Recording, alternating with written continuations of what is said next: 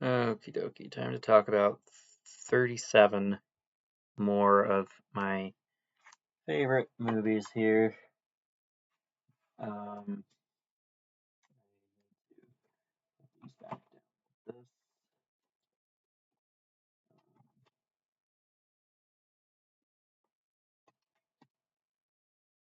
this one could end up being a bit longer, depending on how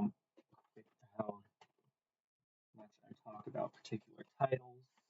But let's get started here. In 37th place, we have Anger Management with Adam Sandler and Jack Nicholson being enjoyable goofballs. Woody Harrelson's also in this, as well as this guy from Transformers. I saw that on at work one time, and I was like, "That's a hilarious movie. I need to track that down. What is it called?" And then I found it, and was really glad that I did. In 36th place, we have the Angry Birds movie 1. Not quite as good as the second one, but it is kind of hard to derive a movie with a storyline out of a smartphone game about launching birds to destroy pig buildings and whatnot and defeat the pigs. So they did a good job, all things considered, because that would be hard to do. I don't know if I could do that. In 35th place, we have Anthem of a Teenage Prophet. Peyton List is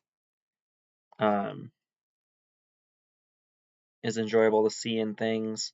I was introduced to her as an actress through the show Jessie on Disney Channel back in the day. She was the full of herself teenage drama queen type character. In 34th place, we have Angry Birds Movie 2. This one had more of a story and character development type stuff going on. And was a bit more fun.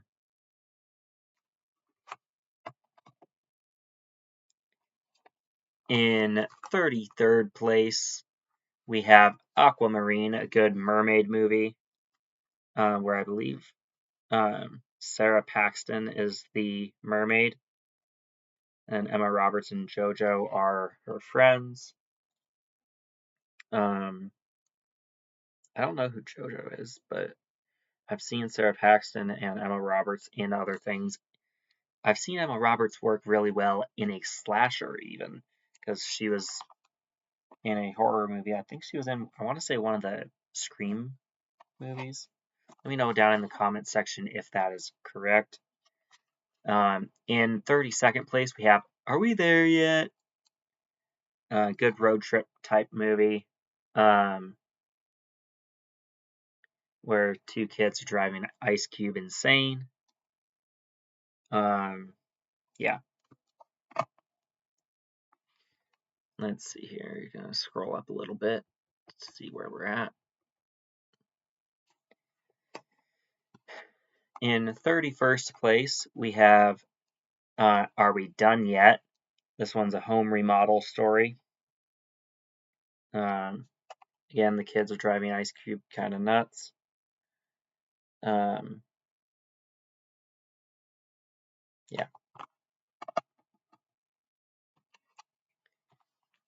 One that I had to add to the Word Doc dictionary, the Aristocats. A good animated movie. I'm more of a dog person, but I do enjoy Aristocats.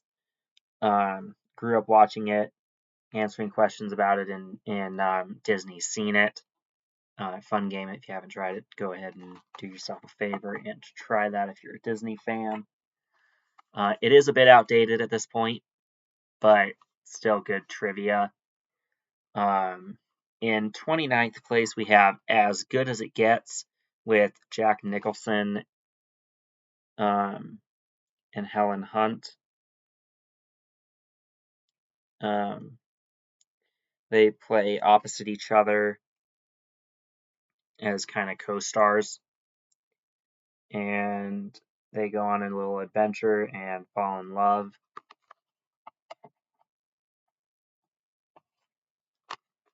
The next three are Austin Powers movies. In 28th place, we have Austin Powers 2, The Spy Who Shagged Me. In 27th is Goldmember, the third one. But my favorite of the trio is the original. Just a lot of funny stuff going on in these movies. Mike Myers does a good job with his Austin Powers and Dr. Evil stuff. And I think in later movies he played Fat Bastard as well. But great trilogy. Really enjoyed it. Kind of James Bondy type stuff going on. James Bond parody stuff. In 25th place, we have Atlantis 2, Milo's Return. Good direct-to-video sequel. Not as good as Little Mermaid 2, Return to the Sea, I don't think, but still good movie. In 24th place, we have Atlantis, The Lost Empire. This is the first one. The first one's definitely better. I think this might have also been a direct-to-video, maybe. I think. Maybe not. Maybe a theatrical. Anyway, moving on. In 23rd place is Avatar 1. This is the case for the extended edition, but I only have watched the regular one thus far. So I need to check out the extended cut whenever I find the motivation to do so. Because the Avatar movies are good theatrical experiences, but not all that rewatchable. I'm not alone in that stance. In 22nd place, gotta scroll up here for just a second, is Alice in the Wonderland 1 with Johnny Depp. The second one I just call Through the Looking Glass because that's what its title is, but it's also what Alice in Wonderland 2. Anyway, moving on. In 21st place, we have Alien from LA, where this girl is considered an alien to a subterranean race. And it's, like it says on the back, it is a non-stop trip to fun and excitement. Fun stuff going on here. I don't recognize any of the names on the back here from other things, but she looks a little bit like Brie Larson. A little bit. Not a whole lot, just similar facial structure. In 20th place, we have Aliens in the Attic, bringing us into the top 20 now. And this one has Ashley Tisdale in it from the High School Musical movies. In 19th place is Agent Cody Banks, the original, with Hilary Duff and Frankie Muniz. I don't know. I don't know how you pronounce his last name, but he was in apparently Malcolm in the Middle. Okay. And Hilary Duff was in Lizzie McGuire, according to this. Who else is in this thing? Don't know any of those names. Okay. Moving on. In 18th place, we have Agent Cody Banks 2, Destination London. I like it a little bit better than the original. I think this has most of the returning cast, but adds a few characters as well. Madonna helped executively produce it. It has this guy from Transformers 1 in it, like the first one, not the animated movie Transformers 1, Michael Bay's Transformers. just called Transformers, but it's the first of his 5.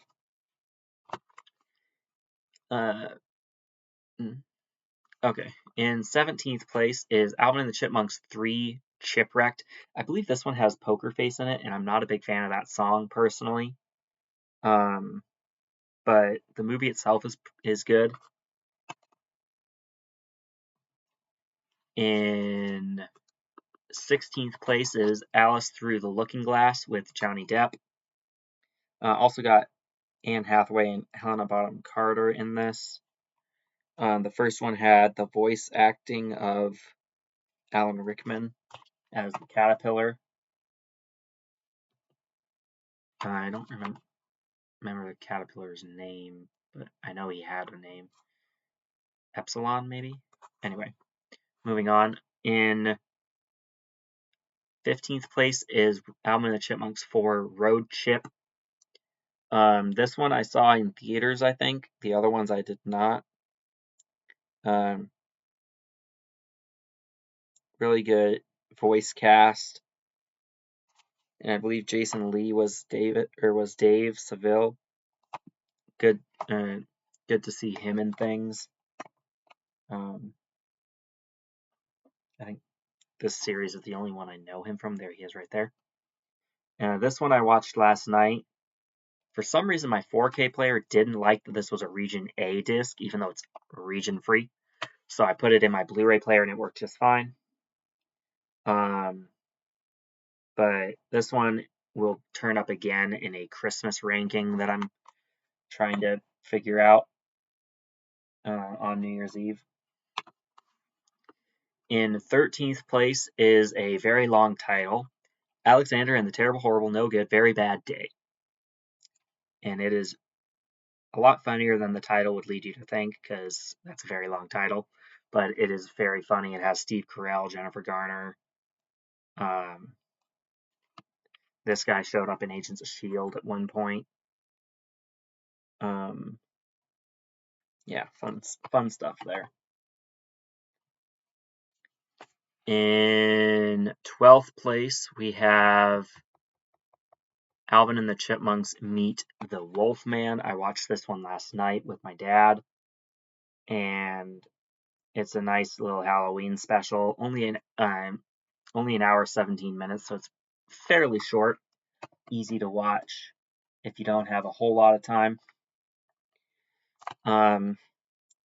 In 11th place, we have Aladdin 3 and the King of Thieves. The King of Thieves, spoiler alert, it's his dad, Aladdin's dad. Let's see here. My favorite of the Alvin and the Chipmunks live action movies is in 10th place with Alvin and the Chipmunks The Squeakquel. Another thing I had to add to the dictionary, Squeakquel. This copy's all chewed up. I should probably try and find a Blu-ray for it. The case is chewed up. The disc is fine. But, yeah. Not sure who chewed it up. Looks like a dog. Because there's, like, sharp tooth marks. Anyway. Got it from my grandmother. She has a couple of dogs. In 9th place, we have Aeon Flux with Charlize Theron. Who else? Anyone? Several other people. This one is an action type movie set in the 25th century where people can replace limbs with other limbs. Like there's a character that replaced her feet with hands for some reason. Don't ask why. I have no idea why she did that. That is bizarre. But yeah, definitely don't do that.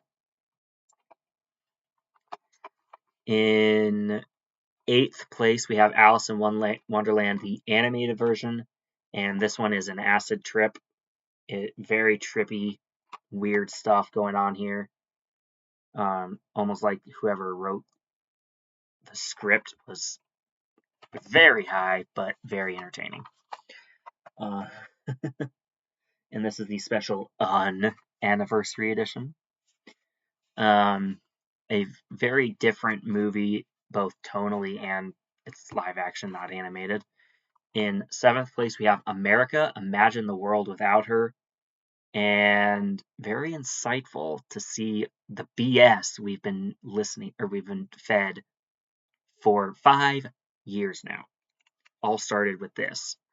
And it points out a bunch of terrible people in this movie that are doing despicable stuff.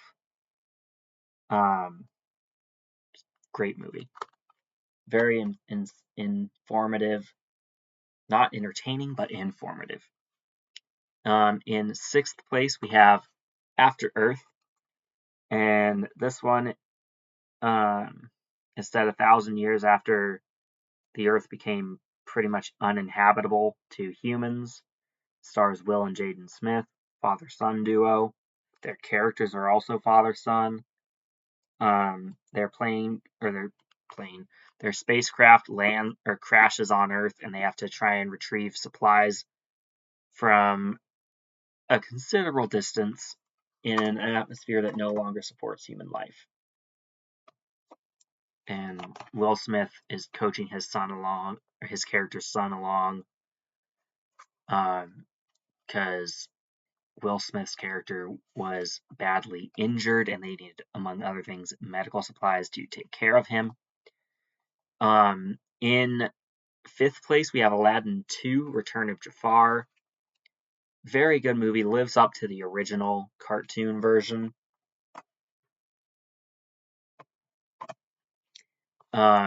In 4th place is the 2018 version of Adrift.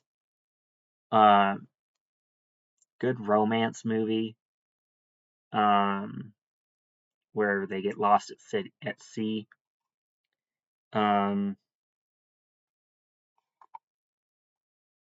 Yeah, I enjoyed this one. I believe I watched that one early on this year, so that'll be showing up in another ranking at some point. In 3rd place is Aladdin live action. If you have to recast the genie, Will Smith's your guy. He does just as good as Robin Williams did, while not copying Robin Williams, because let's be honest, no one can copy him. He was perfect in the role of the genie. So is Will Smith. He does a really good job here. And he makes the character he gives his own take on the character, which is nice.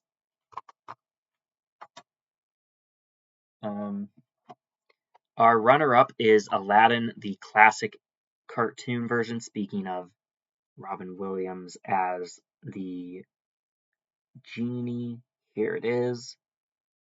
This one is a Irish film release, I think. Maybe. But so it's rated U, contains mild violence and peril. Oh well, it's rated G. We all know this. Classic number 31. But my favorite of the batch for these movies is Alita Battle Angel 1. I've heard there might be a second one in the pipeline coming out eventually. It has Jennifer Connelly. It has Jackie Earle Haley, who was the reboot Freddy Krueger, which, again, I hope that means there's a multiverse, because I think it would be so cool to see Jackie Earle Haley, Freddy Krueger versus Robert Englund. Maybe even throw in the real, or REEL, real Freddy from New Nightmare. Have him get killed off pretty quick, because that version sucked. And have Englund and Haley duke it out for who's to determine who the better on-screen Freddy Krueger was. I think it's Robert Englund, personally. But anyway. So yeah, that is it for this video.